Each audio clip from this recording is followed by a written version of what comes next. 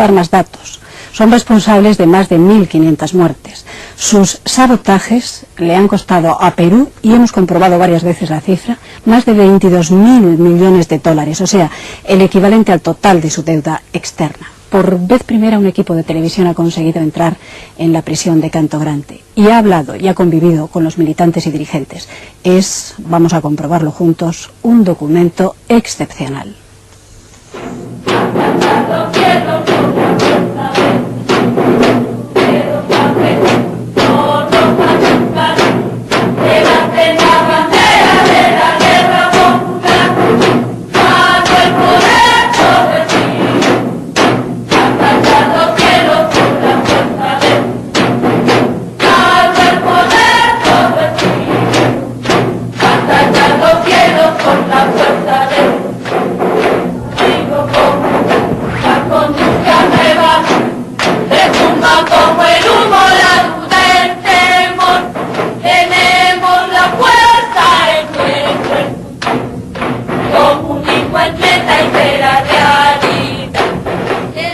No estamos en Pekín, sino en Lima, Perú, en el año 11º de la guerra por la conquista del poder y el triunfo de la revolución proletaria. Salvo el poder, todo es sí. Asaltar los cielos con la fuerza de sí. Salvo el poder, todo es sí. Asaltar los cielos. Mientras en todo el mundo las banderas rojas se empolvan en los anaqueles de la historia, Sendero Luminoso, una guerrilla maoísta, gana más adeptos y más poder. La miseria extrema que vive el país y la desastrosa gestión política de muchos años han hecho posible el milagro. La reencarnación de Mao Zedong en el presidente Gonzalo, un profesor de filosofía de 64 años que lidera desde la sombra la última larga marcha de la revolución comunista. Jefe del partido y la revolución, por su magistral dirección y su condición de continuador de Marx, Lenin, el presidente Mao Zedong, el Partido Comunista del Perú, guiándose por el marxismo, leninismo, maoísmo, pensamiento Gonzalo, garantiza el rumbo de la revolución. Honor y gloria al proletariado y al pueblo del Perú. La sangre no ahoga la revolución, sino la riega. Dar la vida por el partido y la revolución. Dar la vida por el partido y la revolución. Presidente Gonzalo dice, el partido y la revolución. El partido manda al fusil, triunfar, luchar. Empezaron siendo 20, hoy son 20.000. La fe ciega en su líder y en el triunfo final de la revolución. Una disciplina férrea que incluye el sacrificio de la propia vida por el partido, el recurso al terror y el secreto absoluto que envuelve sus acciones ha forjado sobre Sendero una leyenda de miedo, sangre y violencia.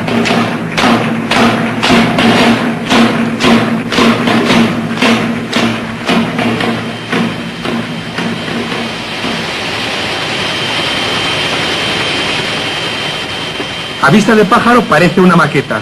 La prisión de máxima seguridad de Canto Grande está situada en pleno desierto de Lima, entre barrios de miseria. Fue construida por una empresa española para albergar a los 500 presos más peligrosos del país. Pero la realidad es que aquí se hacinan más de 2.000 personas. El sistema penitenciario de un país en la miseria es también miserable. El Estado destina $0,5 diario a la alimentación de cada reo. Y con ese presupuesto, los penales han acabado importando carne de canguro de Australia. Los alimentos se entregan crudos, casi siempre en el límite de la putrefacción. El 80% de los internos padece tuberculosis. Este lamentable panorama desaparece al llegar frente a los pabellones de Sendero Luminoso. Lo primero que nos sorprende es que los funcionarios no tienen llaves de esta zona ni se atreven a entrar a hacer inspecciones por miedo a las represalias. La última vez que lo intentaron fueron rechazados contundentemente. Esos impactos que se pueden apreciar son producto de los disparos hechos el día 15 de agosto cuando intentaron plasmar su genocidio, cosa que ha sido respondida por nosotros y no hemos permitido. En Canto Grande viven 500 senderistas acusados de terrorismo. La retórica y la disciplina maoísta han convertido estos pabellones en el último frente de la gloriosa trinchera revolucionaria. Los internos se consideran prisioneros de guerra. Rechazan la comida, las medicinas, porque creen que el Estado quiere aniquilarlos. El partido, nadie sabe cómo, les proporciona de todo.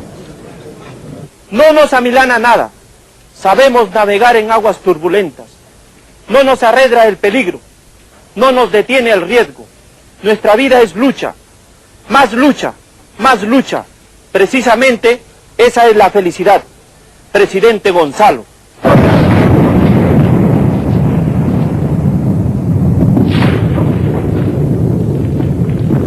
En 1986, una insurrección de presos de Sendero Luminoso en las prisiones de Lurigancho y El Frontón fue sofocada por el ejército con un bombardeo.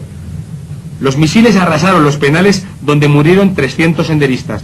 ¡Salvo el poder! ¡Revolución! ¡Recogen los heridos! ¡Replegarse al segundo piso! ¡La resistencia continúa! Los supervivientes fueron fusilados en el acto. Este hecho marcó una escalada imparable de la guerra sucia entre la guerrilla y el ejército. Sendero ha recurrido crecientemente a la estrategia del terror.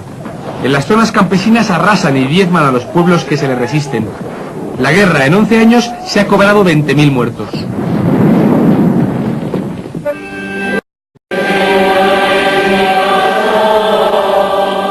El padre Sandro es el 7º sacerdote católico asesinado este año por Sendero Luminoso.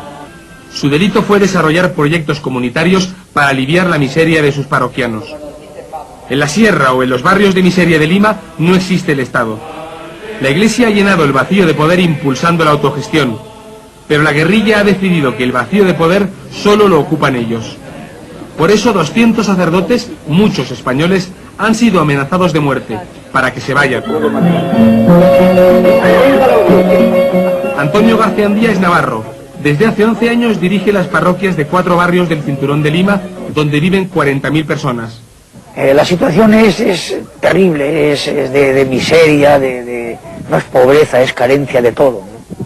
Esta población tiene en 10 años han podido construir algún ladrillito, pero la luz todavía sin inaugurar, el agua ni previsible, los desagües es una cosa que no se puede ni pensar. El padre Antonio es el líder de la comunidad. Todos le quieren y le ayudan en sus planes, aunque se trate de retirar arena del desierto para que no tumbe las fachadas de la escuela. Su comedor popular reparte cada día 10.000 comidas gratis. De él depende la supervivencia de muchas familias, porque el paro aquí es del 95%. Antonio anda estos días muy preocupado por las amenazas de Sendero. Ya he hablado con mi pueblo y mi pueblo pues yo creo que se quedarían defraudados si yo me fuera. Yo sería traidor, yo no me muevo. Yo aquí estoy. Ya mi vida la estoy entregando, que más de darla poco a poco que darla de golpe. Política continua, el marxismo, leninismo, maoísmo, pensamiento Gonzalo, coma. En los talleres senderistas de la prisión de Canto Grande, el abecedario de los analfabetos es el pensamiento Gonzalo, la interpretación andina del Libro Rojo. Abimael Guzmán, el presidente Gonzalo, es la cuarta espada del comunismo después de Marx, Lenin y Mao. Todo lo demás es traición y revisionismo. En 15 días podemos sacar 40 zapatos, sujetos estrictamente al principio maoísta, de calidad principalmente, cantidad, rapidez y economía. En uno de los patios traseros del penal está la sección de plantas medicinales. Sendero produce sus propios medicamentos siguiendo métodos ancestrales chinos. Un equipo de médicos y un quirófano están preparados para atender los casos más graves. Además, con el pensamiento Gonzalo, los enfermos curan más rápidamente. Tenemos ejemplo, por ejemplo, que una bala ocasiona pues fractura, y ese ejemplo se ha dado muchas veces en esta luminosa trinchera de combate. Y como bien claro se tiene que expresar es que con política el partido se vence, pues. Y con política el partido es que la misma salud, bueno, en este aspecto de terapia física y rehabilitación es que se ha logrado éxito contundente, rehabilitando a los compañeros, ¿no? En Canto Grande la instrucción política es permanente. No hay lugar para las dudas. El siguiente, el penúltimo paso de la guerra popular es conquistar el poder en esos barrios de Lima del Padre Antonio. Cada militante está preparado ciegamente para la victoria. Nuestro firme compromiso de derrotarlos, asumiendo la resistencia heroica, de dar la vida por el partido y la revolución. ¡Dar la vida por el partido!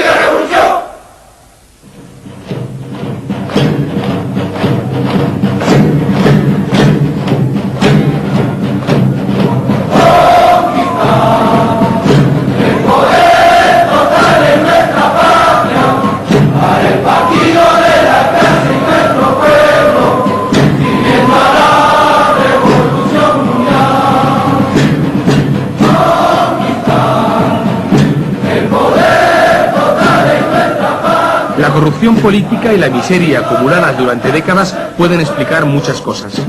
Pero estos problemas han sido comunes a toda América Latina, y solo aquí, en el Perú, han adquirido estas proporciones. En la adoración al presidente Gonzalo, en la divinización del poder, del sacrificio, en este culto a la muerte hay muchos rechazos ancestrales.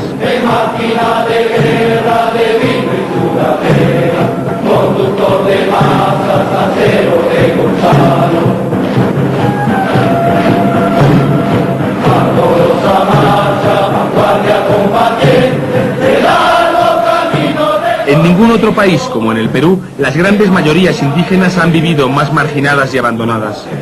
El racismo late en la discriminación política y social del indio.